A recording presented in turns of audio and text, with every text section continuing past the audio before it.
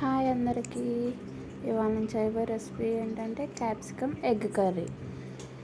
చాలా సింపుల్గా, టేస్టీగా, స్పైసీగా ఉండే ఎగ్ కర్రీ చూసేద్దాం రండి.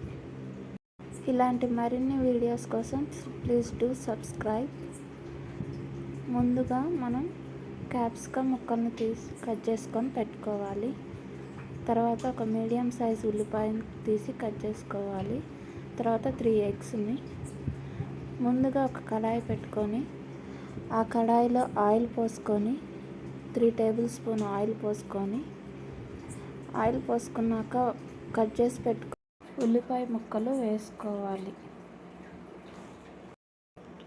అవి వేగాక 3 గుడ్లు తీసుకొని పగలగొట్టుకోవాలి. 3 గుడ్లు తీసుకొని పగలగొట్టుకొని ఇలా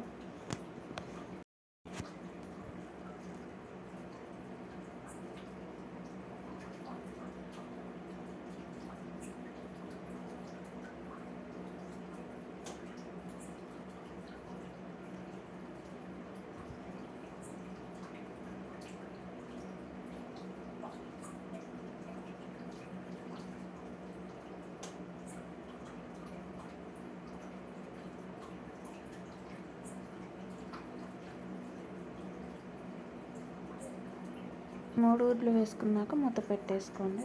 తర్వాత మూత తీసుకొని చూశాక ఇలా ఉంది. ఇలా అయితే గుడ్డు వేగినట్టు మంచిగా కలబెట్టేసుకోండి. ఇలా కలబెట్టేశాక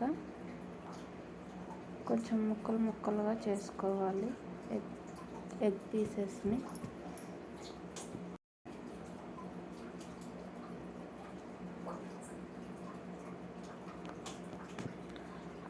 ఒక 1/2 స్పూన్ పసుపు వేసుకోవాలి. పసుపు వేసుకున్నాక ఒక చిటికెడు జీలకర్ర వేసుకోవాలి. ఇందాక వేస్తే మాడిద్దని ఇప్పుడు వేస్తున్నాను. అవి వేసుకున్నాక బాగా తిప్పుకోవాలి.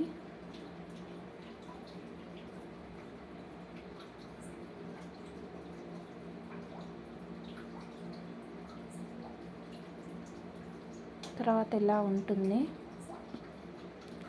ఇలా అయ్యాక అందులో మనం క్యాప్సికమ్ ముక్కలు వేసుకోవాలి. ఇప్పుడు నేను వేస్తున్నాను చూడండి. అవి వేసుకొని మళ్ళీ ఒకసారి తిప్పుకోవాలి. మళ్ళీ ఒకసారి తిప్పుకున్నాక 2 టీ స్పూన్స్ సాల్ట్ వేసుకోవాలి.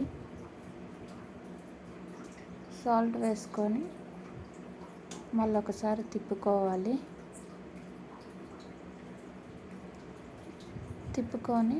మూత పెట్టేసుకోవాలి.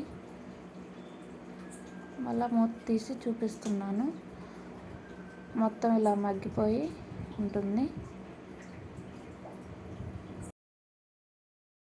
మళ్ళీ ఒకసారి కర్రీ బాగా తిప్పుకోవాలి.